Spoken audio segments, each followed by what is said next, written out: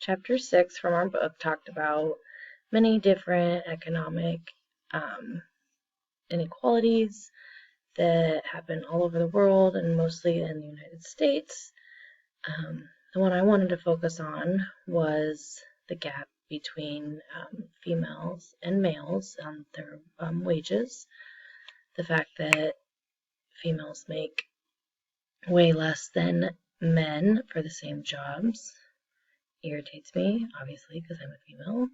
But I also found some articles on the topic that I found really interesting.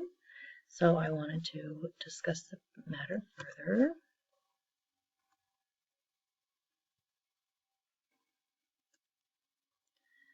So the first article that I found was written by Kristen Phillips, and it was published in February by the Washington Post, February of 2017. It was about a Republican in Utah who made a statement that argued against equal pay for women. And as you can imagine, it got lots and lots of attention. Some people were mad, some people were in agreement. But anyway, his reasoning behind all of it, he said, was that equal pay was bad for women and bad for families and societies because it took away from the traditional family aspect where a man was supposed to be the breadwinner and the woman was supposed to stay home and raise the kids and not have to work outside of the home.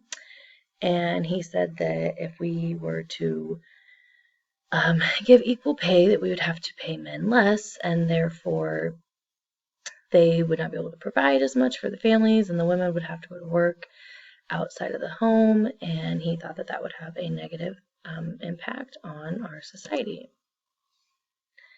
This relates to our class because in Newman's book, he talks about how the pay gap is very well known and talked about throughout politics, but it's still there.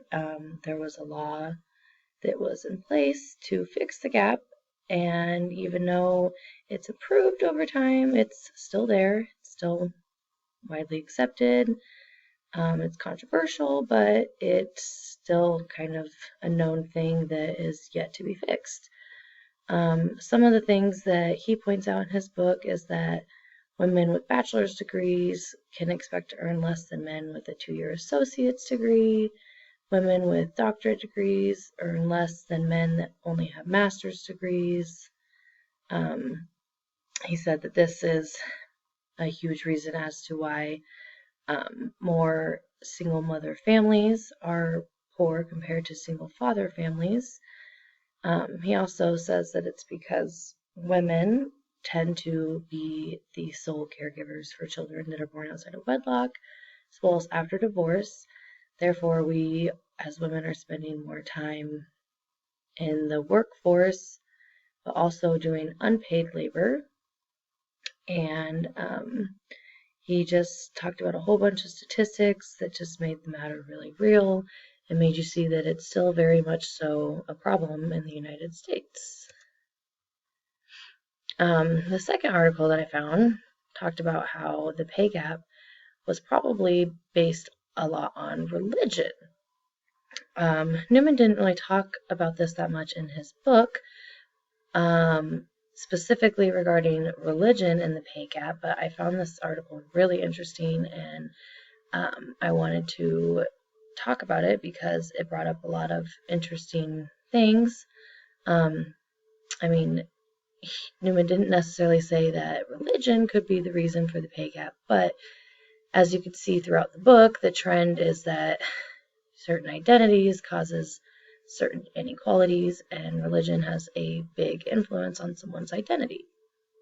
This article was written by Eric Dolan. It was published recently this month in 2021, and it's about a new study out of the Academic of Management Journal that suggests that countries or states with a higher religious influence actually experience a larger pay gap between men and women.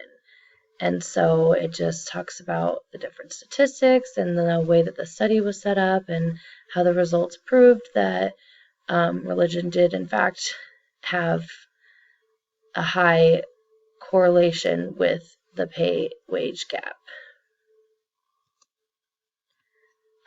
Here are some discussion questions for the post that I thought would be interesting, and I'd love to get your feedback. Thanks.